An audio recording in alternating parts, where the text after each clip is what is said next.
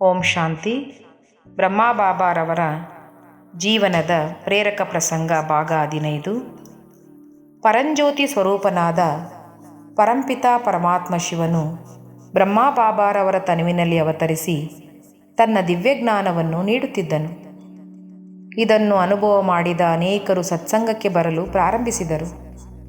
ಆಗಿನ ಸಮಯದಲ್ಲಿ ಸುಮಾರು 300 ಜನರು ದಿನನಿತ್ಯ ಬರತೊಡಗಿದರು. ಚಿಕ್ಕ ಮಕ್ಕಳಿಂದ ಹಿಡಿದು ದೊಡ್ಡವರಿಗೂ ಸಹ ಅನೇಕ ಸಾಕ್ಷಾತ್ಕಾರಗಳು ಆಗತೊಡಗಿದವು. ಈ ಬಗ್ಗೆ ತಮ್ಮ ದಿವ್ಯ ಸಾಕ್ಷಾತ್ಕಾರದ ಅನುಭವವನ್ನು ಬ್ರಹ್ಮಕುಮಾರಿ ಹೃದಯಮೋಹಿನಿ ಅಂದರೆ ಗುಲ್ಜಾರ್ ದಾದಿಯವರು ಹಂಚಿಕೊಳ್ಳುತ್ತಿದ್ದಾರೆ. ಒಂದು ದಿನ ಓಂ ಬಾಬಾರವರು ನಮ್ಮ ಮಿತ್ರ ಸಂಬಂಧಿಕರ ಆಮಂತ್ರಣದ ಮೇರೆಗೆ ನಮ್ಮ ಮನೆಗೆ ಸತ್ಸಂಗ ನಡೆಸಿಕೊಡಲು ಬಂದರು. ಪ್ರತಿದಿನ ಸಂಜೆ ಸತ್ಸಂಗ ನಡೆಯುತ್ತಿತ್ತು.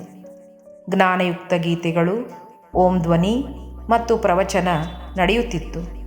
ನನ್ನ ತಾಯಿ ಬ್ರಹ್ಮಕುಮಾರಿ ಧೈರ್ಯ ಪುಷ್ಪ ಇವರನ್ನು ಬಾಬಾ ಆಲ್ರೌಂಡರ್ ದಾದಿ ಎಂದು ಕರೆಯುತ್ತಿದ್ದರು.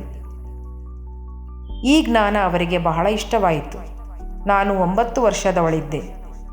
ಒಮ್ಮೆ ನಾನು ಸತ್ಸಂಗದಲ್ಲಿ ಧ್ಯಾನಾವಸ್ಥೆಗೆ ಹೋದೆ. ನಾನು ಈ ಪ್ರಪಂಚಕ್ಕಿಂತ ಭಿನ್ನವಾದ ಇನ್ನೊಂದು ಪ್ರಪಂಚಕ್ಕೆ ಹೋಗಿದ್ದೆ. ಅಲ್ಲಿ ಶ್ರೀಕೃಷ್ಣನು ನನಗೆ ನನ್ನೊಂದಿಗೆ ರಾಸ್ ಮಾಡು ಎಂದು ಕರೆಯತೊಡಗಿದನು. ನಾನು ಚಿಕ್ಕವಳಿದ್ದ ಕಾರಣ ನಾನು ಶ್ರೀಕೃಷ್ಣನನ್ನು ಗುರುತಿಸಲಿಲ್ಲ. ಧ್ಯಾನದಿಂದ ಕೆಳಗೆ ಬಂದಾಗ ಅಳತೊಡಗಿದೆ. ನಾನು ಒಬ್ಬ ಸುಂದರ ಬಾಲಕನನ್ನು ನೋಡಿದೆ. ಅವನು ನನಗೆ ರಾಸ್ ಮಾಡಲು ಕರೆಯುತ್ತಿದ್ದ ಎಂದು ಹೇಳಿದೆ.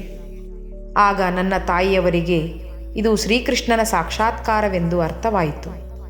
ಅವರು ಶ್ರೀಕೃಷ್ಣನ ಚಿತ್ರವನ್ನು ತೋರಿಸಿ, ಇವನೇ ನಿಮ್ಮನ್ನು ರಾಸ್ ಮಾಡಲು ಕರೆಯುತ್ತಿದ್ದವನು ಎಂದು ಕೇಳಿದರು. ಆಗ ನಾನು ಕೊಳಲು ಮತ್ತು ವಸ್ತ್ರವನ್ನು ನೋಡಿ ಹೌದು ಎಂದೆ. ವಾಸ್ತವದಲ್ಲಿ ಸಾಕ್ಷಾತ್ಕಾರದಲ್ಲಿ ಕಂಡ ಶ್ರೀಕೃಷ್ಣನು ಬಹಳ ಸುಂದರವಾಗಿದ್ದನು. ಅಂತಹ ಚಿತ್ರವನ್ನು ಯಾವ ಕಲಾವಿದನೂ ಚಿತ್ರಿಸಲು ಸಾಧ್ಯವಿಲ್ಲ.